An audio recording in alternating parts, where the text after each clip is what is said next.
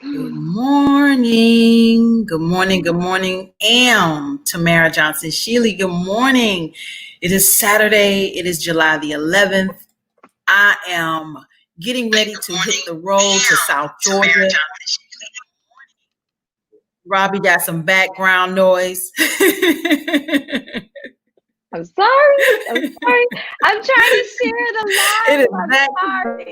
I'm sorry.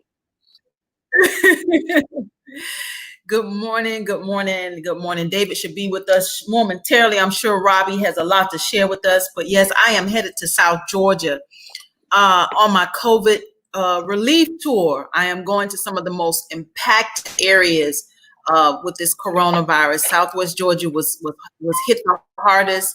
Communities that need to be, we have voices. We need to know what kind of resources to really get to those areas. What are their needs? What are their concerns? How has this impacted them? What do we need to do different? So it's going to be the next 10 days, guys. I'm going to need everybody to support me along the way. I'm going to be out there on the road. I'm going to need gas, and we're going to need all kinds of stuff. So please, if you are not a contributor to my campaign, I'm asking you to please make a donation. No dollar amount is too small, but please make a donation to my campaign and my candidacy and to my efforts. We have a campaign to win. November is getting so close. It's literally right in the corner. November is, I can't believe how close we are to election day. And I have to go to, and that's how I campaign. I'm all about reaching out and getting in the community and meeting people. So let's see where David, Robbie, I think he's trying to come in. Let's see where he is. I thought David was going on strike. He's here, Robbie. Let's see. You would think, right? Look at him getting out the chair, turning off the light in the middle of a live broadcast, Robbie. Yeah. Good morning, David. That white privilege shit. Sorry, I'm just kidding. Fix your camera. No, you're not. Good morning. Good morning. Y'all, David, can you hear? I'm sharing the live, so that's why I'm looking at my phone. Yeah, I had a forum this morning with the Fayette County Democrats. I'm actually in the middle of a forum with Camden County Democrats. Camden County is like all the way south Georgia, literally, I believe, on the border here. But I'm on a Zoom with them and getting ready to chime in just a few minutes. But Robbie and David, it's gonna be a good day. Y'all can take it away. Thank you, Tamara. Thank you for sharing where you are on the campaign. Are you good? Am I good? Uh-oh. Okay. Well, before you came on, David, she had just said, can you hear me? Yes, I'm fine. Okay. Cool. She had just said that she was going to the worst COVID hit places, Southwest Atlanta, the South Side, rural Georgia. And hopefully we'll have the Atlanta whistleblower, Yvette Avery, on, not this show, she's working a new job, but to discuss, where the airport is and how that impacts. David, you've spoken before about rural Georgia and the hospitals and the funding there. Do you want to chime in on that since you're really knowledgeable on it? I'm no expert on rural Georgia. Good God, goodness gracious, no. But I do think you've read up before on the funding for the hospitals, which obviously would impact, without Medicare for all. And then if they're divested areas, they're already poor, and then you don't have hospital funding, the hospitals are defunded. That combination, right? Anyone can conclude where that would go. Yeah, I mean, I think that rural Georgia is probably, or let's say the counties that are outside of the major metropolitan areas are particularly vulnerable. They don't have hospital beds, much less ventilators, and people are going to have to be be moved if they're really sick. They're going to have to be moved, you know, uh, uh, tens, if not, dozens and dozens of miles away to get care, and that means they're not going to be accessible to their families, even even to the extent that that if they have COVID, they're not going to be uh, they're going to be isolated.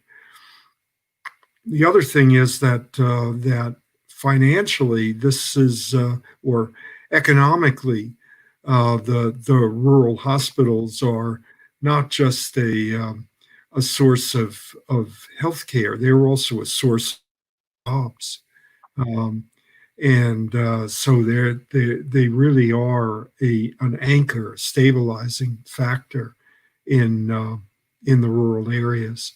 Um, and that's not going to be changed by setting up, the telemedicine conferencing. In fact, there's a real danger that the wiring of or the connecting of rural Georgia could make things economically worse because it would obviate the need for local some local medical facilities. So we I'm really have sorry, to. I'm not Yeah, following. Connecting? Help me understand that. What do you mean the connecting? internet, the whole proposal of spending um, hundreds of millions of dollars to wire, I say wire, but create internet access Mm. uh, is very important for on a lot of levels. But we don't want it to end up being that that rural healthcare is now done online. I Um, see what you're saying. Yeah. We have a guest here who's we're really fortunate. David, you've met Marshall before, right? yeah, yeah. So I Marshall, hey Hello? Marshall. Hey, So Marshall has he's literally advocates in the streets for the unsheltered in Atlanta. He's one of the few who actually documents what he's doing in real time. It's exhausting work, which is why he's actually doing this from the one place in his own place that is not covered with stuff that he needs to do outreach. So Marshall, give us an update. Obviously, we're talking about divested areas, Southwest Atlanta, South Side, COVID. We're going to get into some other things in the show, but we'd love to hear from you and your organization, which please state the organization, where people can find you, what you do, a brief background, and an update. You're on, Marshall. thank you. My name is Marshall Ransifer. I am the A little founder. louder, please. Okay, my name is Marshall Ransifer. can't hear you, Marshall. Can't hear you. You can't? I can hear him. Go ahead, Marshall. So Tamara asked me while she's gone to kind of manage. So I'm gonna be bossy. I'm gonna be that bossy girl because I want to be on time. So Marshall, you're on. I can hear you. Go. You can't? Okay. I'm the founder and organizer of the District for All Coalition. I founded the District for All Coalition back in 2003 because of the Robbie, Marshall, I can't hear you. I don't know if anybody else can besides Robbie. So we got to do something about this unless you can. Marshall, you're muffled. So Yeah. we're not we can't make out the organization name and so on. Why don't you sign out and come back in? Maybe it'll be a better connection. Okay. Okay. Okay. All In the meantime, we'll keep going, David. Okay. So yeah, David, I that is important. You're right. For stuff to be all online, for medical to be all online for poor people would be a disaster because most poor people don't have internet. And really, especially the older folks don't even know how to use the system. So asking people who need medical care and who are sick to get on a learning curve, that's crazy. In fact, ironically, our NPU system has now gone online. Everything's going virtual now because of obviously COVID. We can't meet up. And while that's great, at least there's some transparency. I don't know if Atlanta planning, the NPU system, the neighborhood planning units, which is how we civically engage in Atlanta, I don't know if they realize, okay, you open that up, that's good, but you still don't have, the meat of the community on board, because below 20, is divested in. And ironically, this is hilarious. Like, see this WS? So I save these numbers because they bother me all the time. These are wholesalers calling me to try to steal my house. So, well, just while we're talking about divestment and COVID and Yeah. it's all tied together. That's why we bring Yeah. in so many different people. And now with the mayor, putting up this new mandate, you have to wear masks in Atlanta. We're going to cover the Rayshard Brooks Peace site. I definitely want to get into Mayor Bottoms and her public statement on enough is enough with the brutality. I'm really troubled about all that, but we're going to get into that. We're waiting for Marshall and the post. Sorry, give me 1 sec, Dave. The posts that were put up on the show was the connection between gentrification and police brutality. So we definitely want to cover that. So it's about 4 different topics. So Marshall, you're back. Can you try? Yeah, can you hear me now? Oh yeah. Yeah. That's Okay, great. What I had to do was unplug my earbuds. Okay, so you're on because we got an hour. Go. Okay. My name is Marshall Ransom. I'm the founder and the leader of the Justice for All Coalition, which was founded in 2003. And it was founded for the purpose of helping homeless folks, marginalized folks, and poor people. Um, we do a street outreach program where we reach out to sex trafficking victims, homeless people, homeless youth, uh, addicts and active addiction. Um, we serve everybody, trans folks, people from the LGBT community. We don't turn anyone away. And our basic goal is to help people get off the streets into affordable housing. We help people get into detox and treatment. We do free HIV testing, Hep C testing. We do that right out on the streets. We give away clothes. We went from feeding 600 people a week to over 1,800 people a week when the pandemic started.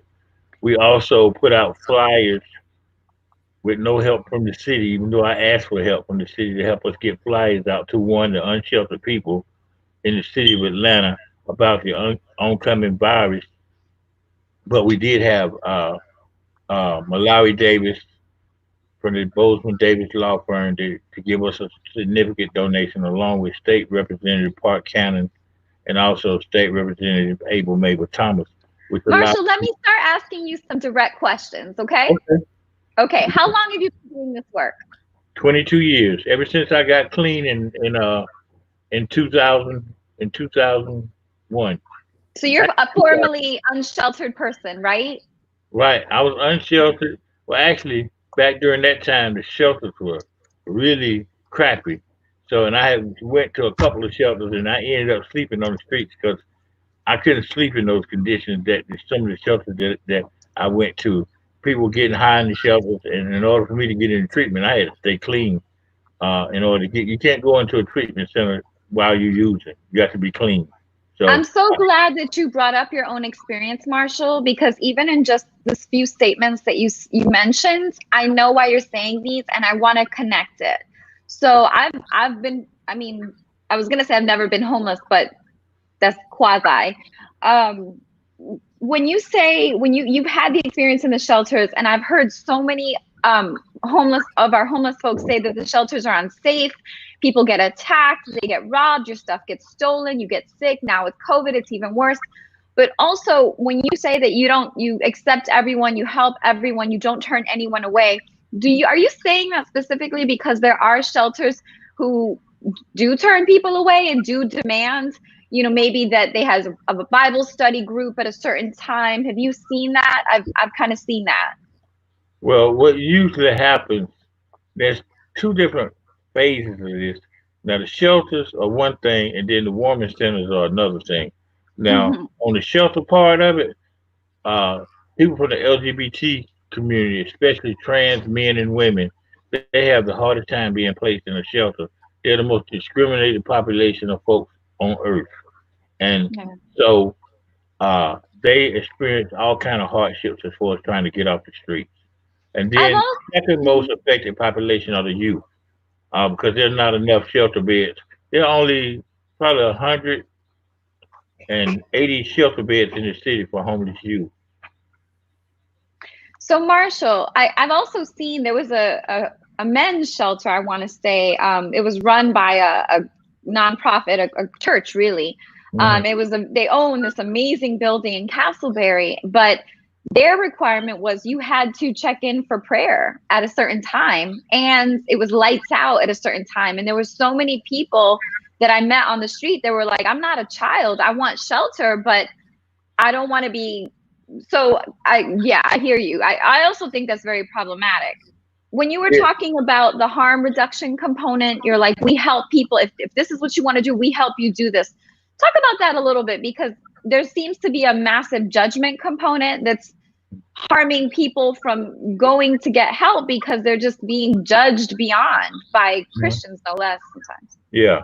Well, most folks on the streets, and especially addicts, they don't take too kindly being having religion forced upon them. And I was the same way when I was homeless. And I know the place that you're talking about. And people shouldn't be forced to go to a Bible study or church service. This is about meeting human needs. And human needs are not always inside the church or being preached to. Uh, Grown people should have a choice in that matter. Now, all shelters have a curfew, but some Mhm. shelters, it's a women's shelter that's based on the same thing. And see, I'm used to naming names. You know, I don't coddle around, and it was a women's shelter that actually took these women's cell phones from them, which made that Mm. a barrier for them to get work. Okay, every day that they would leave, they would get their phones back, but when they came back, they had to turn their phones over. They also Oh. had to turn over their safe sex kits. They weren't allowed to have condoms.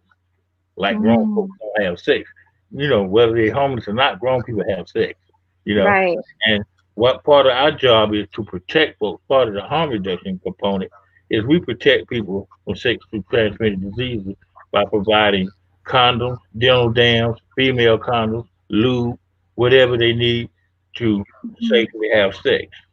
It's the same way with the syringe exchange program, that we put on. We actually got a law passed in Georgia that legalizes syringe exchange 2 years ago.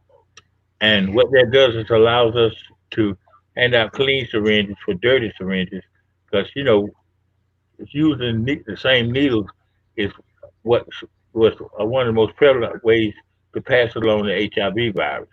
So, Right. and people are going to use anyway. So we provide that service until they're ready to stop using and get treatment. Right. So Marshall, you also were stating the city of Atlanta and the engagement, and are they assisting? And it sounds like there's some issues there. You shared a video. We put it up in one of the live events, with a homeless encampment, a women's homeless encampment that was torn down. It looked like those were city workers removing the belongings. Can you talk a little bit about the Bottoms administration, the continuation of the Reed administration? Are you receiving help? Is the dialogue there? And what was happening in that video? Uh, we're not receiving helping those folks. See those tents that you saw in that video being taken away and torn down. We provided those Mhm. tents. We have an ongoing service there where we provide tents and sleeping bags, wool blankets, emergency blankets, anything a person may need to survive out in the streets. Because right now you know, the city hall meeting last week claimed that we only have 400 to 700 unsheltered folks. But those Mhm. 4,700 unsheltered folks are just the people in the downtown area. It's almost 3,200 unsheltered people here in the city of Atlanta. And the city, and this is part of collusion and corruption that's going on as far as homelessness is concerned. Because, see, Catherine Marshman can't make her bonus checks if the homeless population rises. So it's been a steady decrease in her words, and the materials that she put out. Because in part of those materials that I sent you, So only hold on, Marshall. Hold on, Mhm, Marshall. Because oftentimes when we're immersed in something mhm. and other people aren't, it's hard to follow you. Who is Okay. Catherine Marchman? Explain Catherine to people. Marshman is the director for Partners for Home. homes, and she controls all the money, but that got to do with anything concerning homelessness. Cool. She controls the money that goes to the shelters. She controls the Hopper funds, which the Hopper funds are funds that are supposed to house people with HIV, and they're totally screwed up right now. The funds are. So is Miss Marchman, who controls the funding in City of Atlanta for the homeless population, is she assisting your organization? No, she only Oh, assists. It's a core group of folks that they assist. They don't. There's a few hundred agencies in Atlanta, but they have a core group of agencies. They don't work with anybody outside of that core group of agencies. There are a lot of agencies that have boots on the ground that are actually doing good work, but they receive no funding at all. can Because you name some of the people who are doing real work, boots on the ground, who are not in this legacy nonprofit funding that Ms. Marchman recognizes that we've clearly, in I think the last couple of years where there was over $50 million raised for the homeless, we Mhm. still see the same homeless people on the streets. So we're obviously not doing something right where the money's going. So can you name some of the quality organizations doing streets on the ground work like yours? And then I want to ask you a bit about the virus impact, COVID impact, and maybe a real solution like tiny houses given COVID. Mhm. So first the legacy, first the profits, nonprofits doing quality work on the ground or for profit. Okay, I can name a couple right off the top of my head. I wish I'd known you were going to ask that question. I'd have Name to yours, name look. yours again. Name Okay, yours again. the Justice for All Coalition, which is my organization, Hearts to Nourish Hope, which takes in homeless male youth, Ujima Way, which is run by Daryl Starks. He Daryl Starks will come out anytime, day or night, and come and help me get a youth off the streets, even if I call him at 4 o'clock in the morning. Covenant House, I work with Todd Wheelchair over there. He helps me a lot get youth off the streets. Um, Now I don't know if Marshall, Lost and Found is caught in that culture, but they are another organization that really helps. when you have a minute, because I know you're exhausted because the type of work you do is exhausting. If you send me that info or the links to them or have those organizations send me, we will put them up. We will put them up Okay, and share them in hyper local platforms that we have. So thank let's you. move on to, of course, look, thank you. You do amazing. I couldn't do what you do, Marshall. I couldn't do what you do. I see you all the time. I see you with injuries. I see your videos. I see you and Lisa. It's amazing. And the dignity that you treat people with is badly, badly needed. The non-judgment, it's amazing work. So we're glad you're here. COVID and the shelters and the impact. I know you tried to warn the Bottoms administration. It's the same MO. They were non-responsive. What's your position on tiny houses, tents? And David, after he answers this, if you want to come in, ask. Okay, tiny houses I think would be a great idea, and you could even use a housing first model. But the problem with using housing first models here in Atlanta, they don't have adequate case management to manage folks that have addiction or mental health issues. And that's the main reason that that's not working because a lot of people that go into the housing first model end up back on the streets. I've seen it so many different times. And I was even a part of that housing first model when I went work with United Way. And that didn't last for about 6 months because I just couldn't take, hustling people in and then they end up back on the streets 3 months later because the model, the housing first model that they had 3 months to get themselves together in order to be able to pay their own rent. And when you're dealing with a chronically homeless person with no issues, no addiction issues, or no mental health issues, it's very hard to get somebody back on track and be ready to pay rent in 3 months, especially Mm, if they don't have the necessary documents to move their life forward. And, you know, it's like preaching to a wall when you try to explain this to folks and that's controlling the money. You know, mhm. they seem like, make it want to seem like 3 months is adequate time, but 3 months is not adequate time, especially for a person who's been homeless for a year or more. And the city doesn't even work with anybody to try to help anybody unless they've been homeless for a year or more. Now, So this is ridiculous because I the want to sooner you help. tie in because here's the thing. The title of today was Gentrification and Police Brutality and What's Really Going On. But here's the thing. We invited you on the show, one, because you do great work, but I want people to understand that the impact, you know, that this all these subjects are all cumulative and tied in. So our homeless folks, right, are to some degree, are the conditions of our homeless folks are worsened by gentrification, Oh yeah. because the people being placed in the houses have been provided those homes for people who have been displaced out of those homes, right? So they got evicted, or they got foreclosed on, or their lease didn't get renewed, or they were displaced, and they had nowhere to go. And so when we talk about homelessness and gentrification, that is the tie-in. And then separate from that, we'll get into it on the police brutality and this narrative. I'm so glad that you are being outward, that you're not getting assistance from the Keisha Lance Bottoms administration. And we're going to deviate a minute. I want you to say anything you want to say now, because we need to get into this police brutality and gentrification and cover some events that are happening. Well, I want to touch on gentrification right now, if it's okay, Sure. because gentrification is causing gentrification is right behind COVID right now, as far as the causing of homelessness. Because of the virus and everything being shut down, there have been over 1,800 eviction notices filed just in Fulton County alone, which is going to greatly add to the number of homeless folks once the courts open back up and start hearing these cases. And in every black community in the city of Atlanta, because of Kasim Reed selling the city out, has caused, I don't mind white folks being in my communities, but don't do it at the cost of pushing black folks out and making them become homeless at the same point that you're moving into the neighborhood. And then when you move into our communities, you want to change the culture of that community. It's ridiculous how white privilege has allowed these folks to take over our communities. I was out just riding this morning. We rode through Lakewood. We rode through the west side over off Joseph Lowry.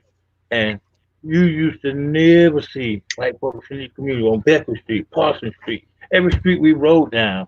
You know, I'm like, dang. Right. And I'm over there, but when you go early in the morning, like on the weekends, you can see folks out. They're getting out to do their thing or whatever. And I mean, I have never seen so many white folks on the west side in my whole life.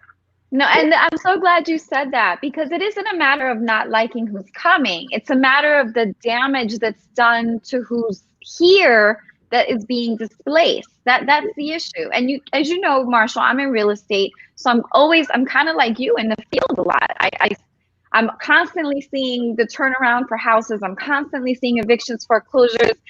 And the worst part about it is exactly what you just said. So much money, so many resources, but these gatekeepers like Catherine Marchman never allocate the funds where it really needs to go. Yet they have these organizations that they pay themselves good salaries. They live well, wherever it is that they live.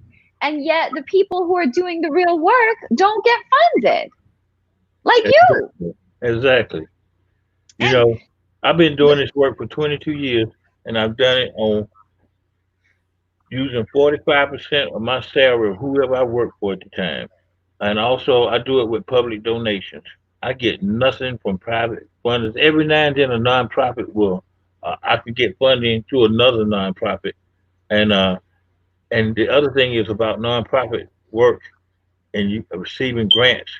Grants want you to help specific populations of folks. And I can't tie myself up. I cannot see myself tying myself up like that and have somebody, having a grant to test females, and then I got men that have sex with men needing a test, but I can't give them the test because my grant money's tied up in testing females. I understand. Thank you for clarifying that. We're about 30 minutes into the show, so we're 30 minutes left. Marshall, I'm asking you to do something on the fly. I'm sorry, I should have asked you before. I want you to show people, if you would, with your permission, and if you don't feel comfortable, no problem, what the space in your home, all the stuff in your home is all for outreach. I do. If you can just show, because you are literally living you change your whole life to help people on the street. If you don't want to, it's not a big deal. But earlier when we started the show, we asked Marshall, like, hey, get somewhere with just a wall behind you. And he's like, my whole space is with outreach stuff. And so I just want people to realize the sacrifice that boots on the ground advocates are making. And David, I really want to get into the false narrative, because we see so much media showcasing these organizations and how great they look, but they're not really accomplishing anything. And now we have our own mayor appearing to give a false narrative on this Rayshard Brooks memorial site. So should we talk about, Marshall, do you want to stick around for that? Yes, because I want to talk about. Listen, I've witnessed police brutality for the last 22 years, I'm and sure the you black have. communities. They were talking about on the news how they were going to suspend the chokehold. Uh, Marshall, turn off the silence on your phone if you can. okay. And while you do that, David, do you want to chime in? Well, I was interested in looking at the big picture of defunding the police. I mean, we really do not have a larger sense of how many hundreds of billions of dollars are being spent on police departments throughout this country, and it really is a critical element. I mean, getting down to the. I'm sorry, David, is that your phone? Turn off your ringer. I don't. While he does that, Marshall, discuss Yeah. the chokehold incidents you saw. We got an hour, y'all. We're gonna use this time. Go. Okay. One of the things that I want to talk about is police brutality and how it affects the black community and how it's done in the community. Um, Back in 2000, between 2005 and 2007, there was a law in the books called DC-6. That means being in a known drug area. And every black community was considered a known drug area. And more than 12,000 people went to jail over a 2 year period of time for a DC-6 ordinance. Whether you were there to buy drugs or not, you went to jail. And I mean, this is from teenagers and juveniles and grown folks. The other thing about the police brutality, um, and some of the things that they said they were suspending. A lot of police don't use chokeholds on people. They beat the shit out of them. Okay, I've witnessed it many times. I even witnessed my own ass whooping at the hands of Atlanta police. And all I was doing was walking to the MARTA station to go back to my job to get my check. And I co-sign that, Marshall. I co-sign with you because I've been arrested, falsely arrested. I sued and won. Actually, well, damn, I'm not supposed to say that. Well, but I sued. Well, the thing about me, I was using drugs at the time, and when they were trying to arrest me, they were picking up these little white rocks on the ground. I said, "Man, that ain't no cocaine rock. That's a rock." And I told them, I said, "Y'all can come back and search my whole apartment." I said, "I don't sell drugs. I use them." I said, I'm so glad you brought this up, Marshall, because for some reason we seem to justify as a society if someone is breaking the law, whether it's an egregious offense or a minor offense, or if they're doing something that we don't agree with, that brutality is then justified. It's not, right? I mean, even if you were using drugs, does that mean the police should beat you? No. And the other thing is, the police talk to black folks a whole lot differently than they talk to white folks in their communities. You get coached out, you get talked about. Oh, I done had police say some of the craziest things about me, and I watched them say things about other folks. But the other thing that I want to mention, people are being brutalized, especially women in black communities that are on drugs. And I had a conversation with Felicia Moore about this last week. That the police, when sex workers are out on the street, um, the police I've watched them pick women up, go have sex with them, and then dump them back out on the streets. And sometimes, even after they have sex with them with the promise of not being locked up, they get arrested anyway. Marshall, I'm shaking my head because I know you're telling the truth, and it's sickening. It is sickening. Every day. I know it does. That happens. I know people are talking about the police brutality and white cops doing this and that. But let me tell you something. The black cops in Atlanta, they kick more ass than the white police do. And it's just, that's just and I wouldn't know this if I didn't spend so much time on the streets every day. I'm out there 6 days a week and I see it all the time. The cops that beat my ass, it was 4 blacks out there beat the shit out of me. Okay, for no reason other than the fact that I was walking across the street. So I'm glad we're kind of getting into this, because this whole argument about defunding the police and people not understanding what it really means, this all ties together. But David, I know you're shutting off the phone. So do you want to go back to what you were saying? Well, I was just going to say that, I mean, Marshall really just laid it out, because there is the whole way that the political economy, of the country works. I mean, literally hundreds of billions of dollars a year are being spent on police. And just to give a sense, there are 12,000 local police departments. There are 600,000 full-time cops, police department, police officers in the country, and 350,000 sheriff's deputies across the country. 100,000 federal police, 500,000 corrections officers in the prisons. I mean, can you get a sense of the numbers that we're talking about? Right. And on top of that, there are 80,000 prosecutors in this country.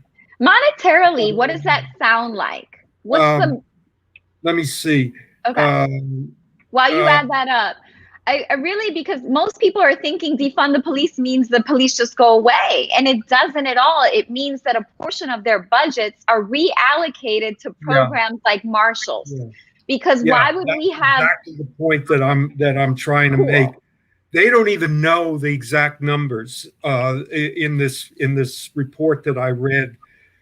185 to 265 billion dollars a year. Now look at that spread. They can't even really do an estimate. But think about it: 185 to 265 billion dollars per year. There are about 2 million people that are public employees directly employed by what they call the carceral state. All right. And I think that's a good concept for people to have, incarceration.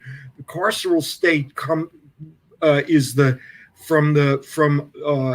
police on the beat to the criminal justice system and the courts to the prisons. And let me emphasize here just one little thing. Private prisons are just a tiny fraction of the entire system, which includes hundreds and hundreds of thousands of inmates who either work for 10 cents a day or 10 cents, 50 cents an hour, or for free. In many of the states, the justification is they're paying for their room and board. So where we are living in a convict labor system, an invisible convict labor system on top of everything else. Right. And if you include that, it's probably tens of billions of dollars more in free labor. Mm-hmm. So this is slavery by another name, as Douglas Blackman's book talked about the Jim Crow convict system. Right.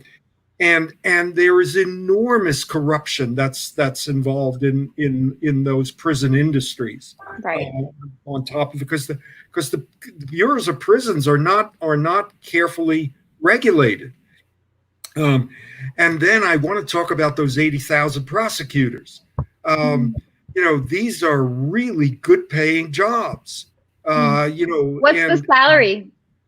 Oh, well, I mean, prosecutors, they're lawyers, and they certainly make a heck of a lot more money than public defenders do, who are supposed to protect people's rights. We know that 95% of all felony convictions in this country are done by plea bargain.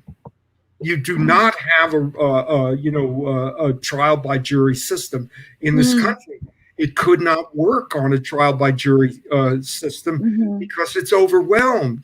Right. If you have a jury trial, so there are all sorts of people who are caught up in this criminalization in the carceral state, who in many cases are really trying to do good work. Well, Um, our systems are broken, and these are all perfect examples, yeah, and they're intertwined, which is why our absolutely. communities That's are imploding. yeah, So yeah, we've got about 20 minutes, and I want to leave 5 minutes to wrap up because there's local events that are going on that we want to cover. right. However, David, when we talked about preparing for the show, you brought up something with Breonna Taylor and the Yeah, woman who was. Can you talk a little bit about that? Because I want to tie that into this I haven't gentrification. I haven't followed up on this, but I read a quick news blurb that said that those no-knock search warrants in which she was shot to death were Mhm. part of a system of facilitating gentrification in the city of Louisville. Right. That they were kicking in people's doors who the real estate interests wanted those apartment buildings to be torn Right. down. The And location. so what you see there is not necessarily putting cash in the hands of cops, but it's the indirect influence of real estate interests on city policy Correct. that comes down to the police departments and said, look, these are crime-ridden areas or whatever, and we're going to target this area.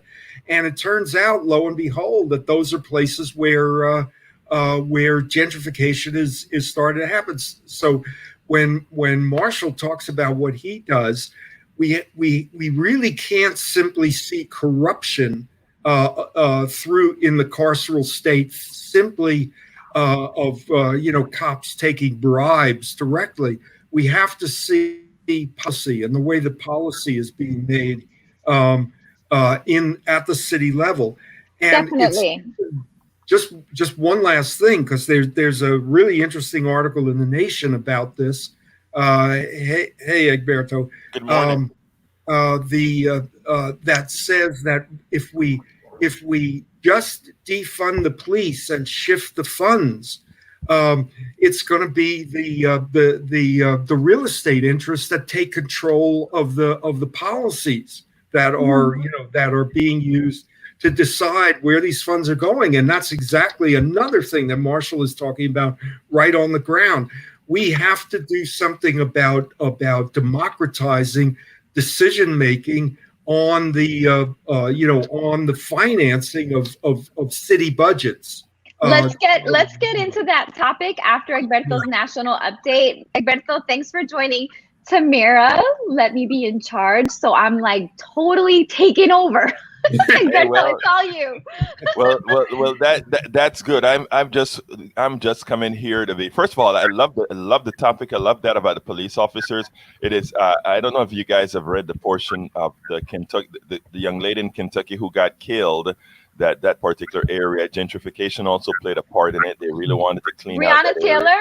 Are you talking about Yeah. Breonna Taylor? Yeah, Yeah. that's what we were just perfect. Yeah. Yes, so I mean, it is interesting that occurred, and likewise, as you know, you gave a great expose of what's going on out there in Atlanta that shows how gentrification and the police operates. But my positive news is, as things get bad, everybody has a tendency to say things have to get really, really bad before they get better.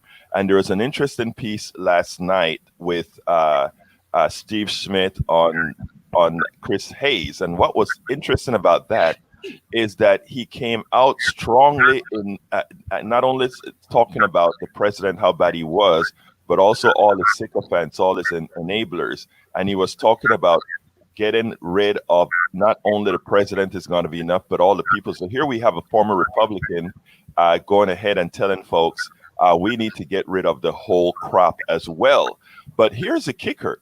Then you get a tweet out of, I don't remember her name, a crazy right-wing woman that comes out and says, you need to vote for the Kentucky senator, the woman that's running in Kentucky, a Democrat. You need to vote for her. So we have all these Republicans and former Republicans supporting Democrats in mass. And you have to sit down and wonder what's really going on here. Is it that, let's say, a Joe Biden is just a neoliberal, or is it just really one party? And the answer is, by the guts of everything we're talking about, one one party in this country, and everything that you guys are talking about, everything that David just spoke about, it is under the governance of one party. So I did a thing. I was really, but 3 in the morning or so I did it, I believe, that said those people who are progressives have to really keep our eyes open. We can't start singing kumbaya with the opposition that's now a part of our friends. We have this theory that we always say, the friend of your enemy, the enemy of your friend, the enemy of your enemy is your friend. Let's remember that is not the end of that story, because the idea is when they get all these people in, some of them weak, meaning Democrats in, some of them weak Democrats, the idea is they're going to make sure that those Democrats are inefficient as they rebuild the new Republican Party. And as they rebuild the new Republican Party, they will be ready in 2014 to take those people they supported all out. If we don't understand that, and between 2021 and 2024, don't do the progressive values Americans are really yearning for, it's going to be all for naught, and the status quo will remain just minus Donald Trump. Woo! Welcome back, Tamara. Yes, thank you, Egberto Willies, Politics Done Right, Monday, Tuesday, Wednesday, Thursday, Friday, YouTube, Instagram, Twitter. This man is everywhere. Thank you, Egberto. He's leaving? Thank you. Are you leaving? Yes, unless you had a question, I was going to leave. No, I wanted to thank you for covering Southwest Atlanta and the Rayshard Brooks. And I wanted to thank you for giving your own hometown, Colón, Panama, as an example of how the governments let the areas starve, because it is exactly what has happened in Southwest and Southside Atlanta. They have let these areas starve. Keisha Lance Bottoms, Carla Smith, Joy Shepard, they let these areas starve. They don't help people like Marshall. We get more police over here with gentrification. We use federal funding to kick these people out, and then we all pay for destroying homeless encampments. Nothing is solved, nothing. And the media, unlike you, who are independent, don't even give the true story. Tamara, I thank you, Egberto. Thank you, guys. Y'all have a great show, guys. Robbie, Tamara, do you want to sorry? I wanted to mention one thing, because I believe truly in my heart that if the climate of the country wasn't so inflamed by the shootings prior to the shooting here, that shooting that happened to Rayshard wouldn't have, the officers would never have gotten fired if the whole country wasn't fired up. If she wasn't trying to be Biden's next vice president, with the next vice president of this country, and she wouldn't have moved so swiftly. Because my friend Oscar Kane, who was an activist and advocate, lost his life last year running from the cops, the same way that Rayshard did. And there has been no movement on that case whatsoever, no mention of his name. You know, if people don't keep this stuff in the limelight and in the forefront, you know, it's like we just disappear. It's like, you know. You're right, Marshall. Look at about it, you know. You're right. You're right. There's so many people that have died needlessly at the hands of police, and because we as a people don't stand up and keep the issue on the forefront, and the media is partially responsible for that, because the next, you know, it could be in the news cycle one day, and then it could be completely out of the news cycle the next day. Instead of them promoting and pushing and demanding for justice, you know, they play a huge role in this slaughter of our men, you know. And you're absolutely right, Marshall, because we've had the mother of Jamarian Robinson, Monteria Robinson, on this show. Her son was murdered with 76 bullets, taxpayer-funded bullets, by the police. And she's still searching for justice, I think 3 to 4 years later. So are we to believe that Keisha Lance Bottoms is being sincere now, when all of these, and she's trying to pin it on Paul Howard because these uninvestigated police brutality cases are sitting on his desk? You're still in charge, Miss Bottoms. You are still in charge, Mayor Bottoms. He works for you. The DA works for you. So that's a very clever, sneaky way to elude responsibility. And I'm Internal Affairs Division with the Atlanta Police are part of this cover up too. Well, I really want to talk about this last. We have 10 minutes, I believe, to the end of the show. I don't know if Tamara wants to share that she's in. No, you're going. Do you want to step in? I'm going to South Georgia. I'm Okay. leaving. I'm leaving today. I'm leaving today. Okay. Okay. Go ahead, Cool. Robbie. Go ahead. You're good. Oh, okay. So let me get back on track. They asked the question on the commentary. Egberto Willies with Politics Done Right. Egberto Willies is his last name. He is a national, global coverage reporter, an independent reporter. He's beholden to no one, which is why he actually can tell the whole story. He sometimes writes for Daily Kos. He's big time. We are so fortunate that he covered Southwest Atlanta. And with Rayshard Brooks, and thank you for bringing up Oscar Kane, the murder of Oscar Kane last year. We could go on with these names. And when I saw Keisha Lance Bottoms get on TV stating enough is enough with the two freaking frack behind her, using that woman crying, the death of the little girl, Sequoia, I believe is her name, using her mother in tears to justify the shutting down of a peace center, a Rayshard Brooks Memorial Peace Center, looking for resources, begging for resources, asking for community resources, which is what Marshall does, that they are not funding, and instead just bringing in more police with Carla Smith, the district council person, and Joyce Shepard, the other district council person behind her. That was a dog and pony show. They used that little girl's death as an excuse, and anyone on the street will tell you that. And now it's coming out that that didn't even happen on the memorial site.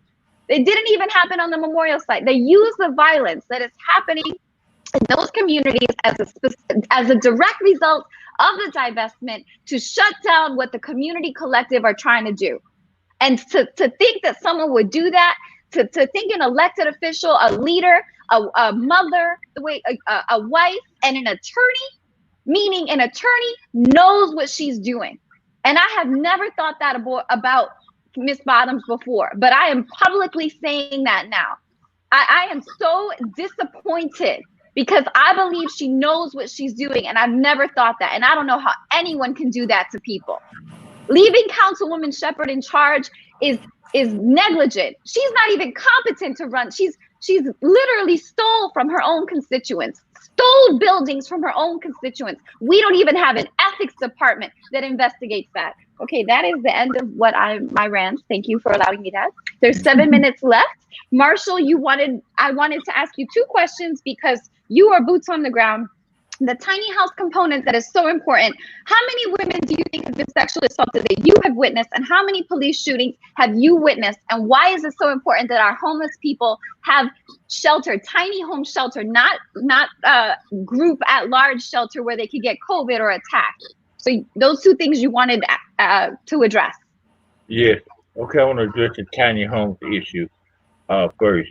I totally believe in that will be a financially beneficial route to go to rehouse homeless folks. And I've also located an area of town where we could build a whole community it's a community that's been abandoned for over 20 years, and it's nothing but bare land out there. So it would be the perfect spot to organize and build a tiny homes community. I've had a few discussions with some folks on city council and Felicia Moore about that. But as I move forward, hopefully I have some good news by the end of the year because, Lord, I wish it could be sooner. But, the political process in Atlanta, when it comes to dealing with our people, poor, marginalized, and homeless folks, they drag their feet like nobody's business. And when they want to build a stadium or a bridge, it happens right away.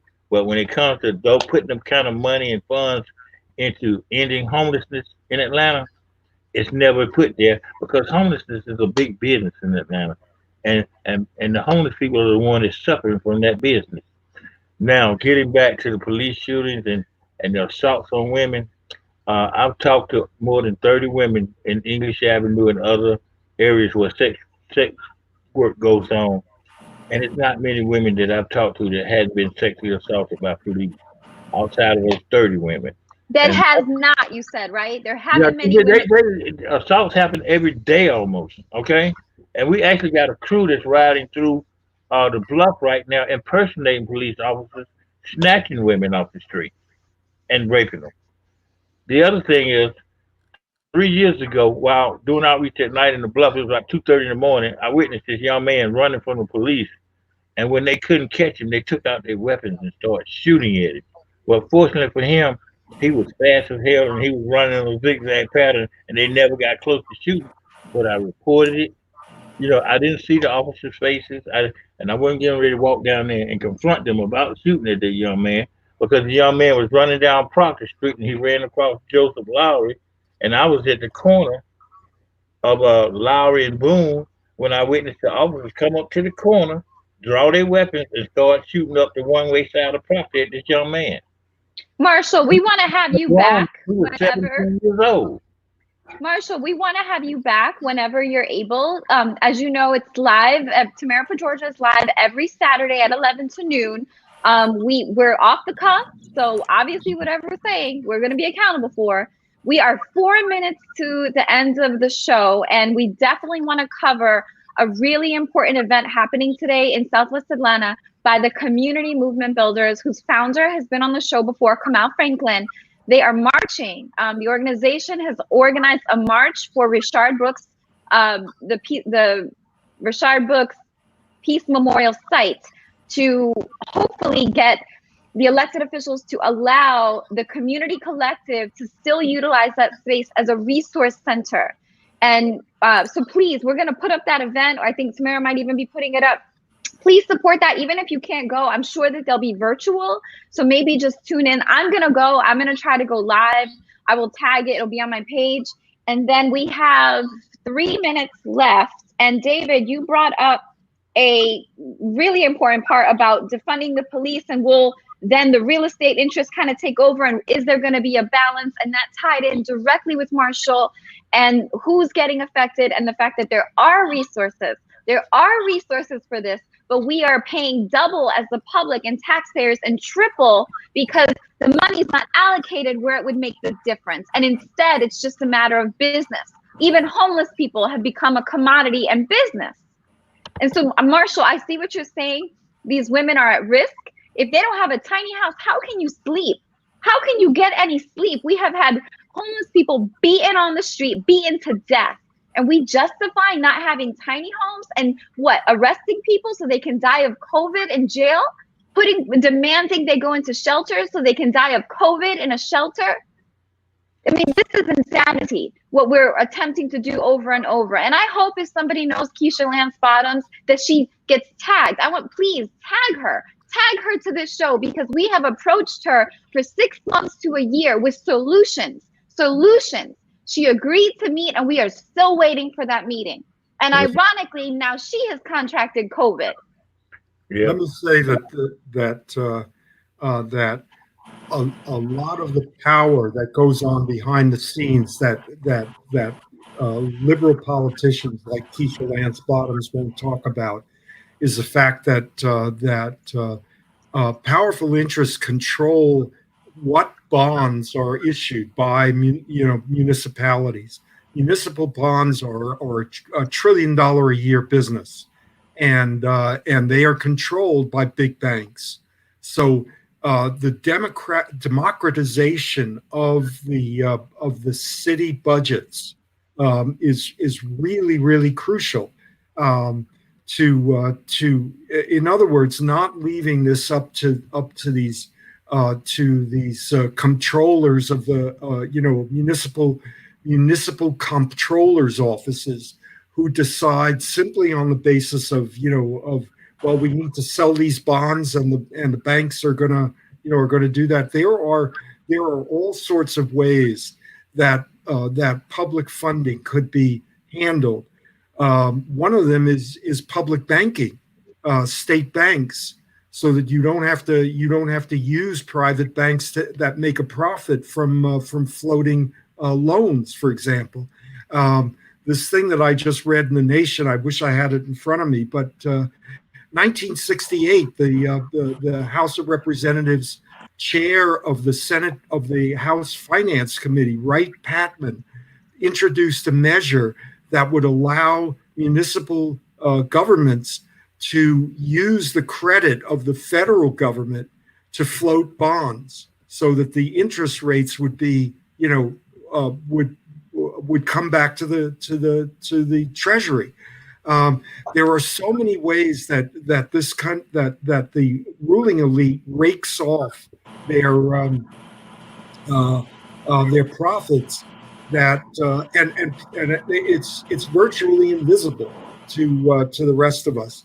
And so Keisha Lance Bottoms is sitting out there in front pretending to be a liberal while the financing of a city like Atlanta to the tune of billions and billions of dollars is controlled by big banks and real estate interests. And stay there, David. Stay there, David. We're at the top of the hour. I want to thank Miss Robbie Caban for holding it down today and having good job. That's back. Mr. Marshall, you are a friend to this broadcast. Whatever we can do to shed light on any issues, you please come back and share it with us. Please. And Tamara, the next time you roll to South Georgia, down to South Georgia, you need to take me and my outreach team with you so we can provide any needed services for those folks that you encounter. Awesome.